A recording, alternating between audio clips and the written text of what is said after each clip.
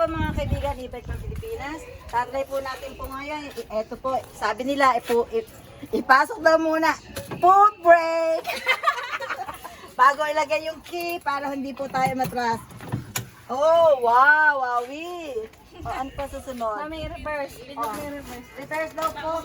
Huwag niyo buksan yung ilaw. Huwag niyo buksan yung ilaw. Reverse. Punta na reverse. Oh, pwede mo ba?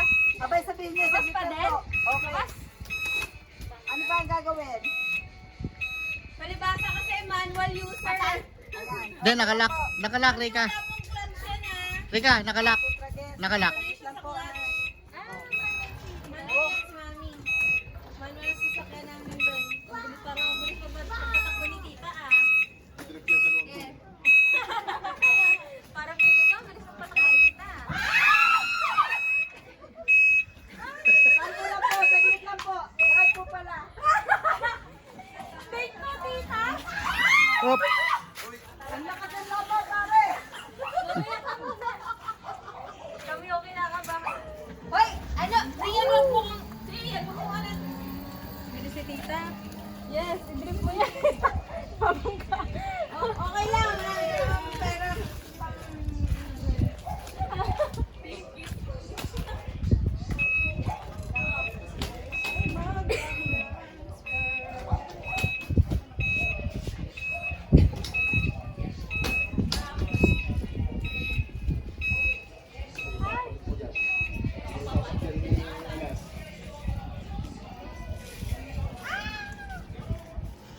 Kabahan ako.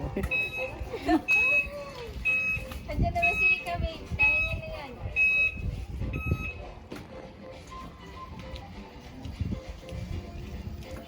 hello, mga kapatid. Bababagla ka na. Nakarating po tayo sa mahabang, pagod, nakakapagod po pala. Again, one-hour drive, ha? Rika, layo pa lang. Ang layo po na narating ko, mga kapatid. Ito po ang e-bike ng Pilipinas.